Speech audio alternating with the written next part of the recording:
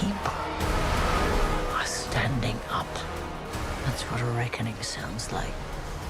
One of my favorite things about the series is that up to this point, it is very far removed from the mysticism that we know Star Wars for.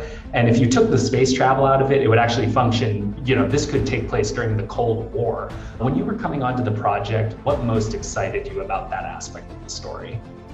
Well, I think you're right what you say. I think, Tom, when it first, came out, maybe the world was, flourishing, and it was great to set a more cool world, on another future that we would be aspiring to. Now we're in plenty chaos, and it's fantastic to have a world that somewhere can offer us throw a bit of light onto our world. What are the strains and stresses of any planet or any planets? And by saying planets, you just expand our world into a planet. I think the future is a very interesting prism to look at our present through. It doesn't conclude anything, it just explores it, but it's a very good way of exploring it. So I was very excited to join this massive spaceship of a piece of work and to travel out with them into the universe. I really liked it. We know that Maarva is Cassian's adopted mother, and we don't want to talk about how they meet too much, but could you maybe talk about what Maarva sees in Cassian during that first meeting and how that changes Maarva's own priorities? Well, she sees a very brave young boy who's in terrible danger. And I think, she sees in him someone who also needs to be looked after. She sees in herself this, rather ramshackling, swashbuckling pirate who goes around stealing bits of dead spaceships to recycle them with her husband.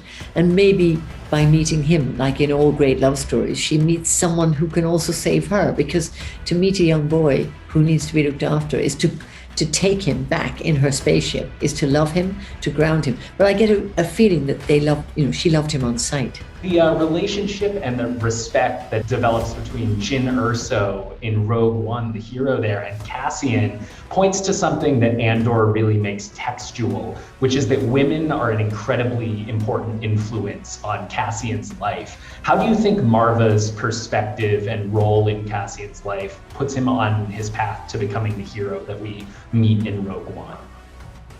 Yeah, until you say hero, Cassian is a bit of a mess. And I think that's a really good thing in this, that you get to meet somebody who is floundering a bit.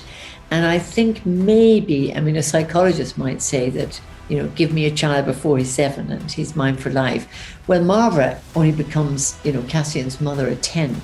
So he's already quite formed, but she has a huge influence on him. And I think for all his distractions or his inability to ground himself, he has got a very good mother in Maarva. And also that in the end, the value that Maarva has offered him is the value that he sees as the good one. So I think she turns him into a better man than he might have become.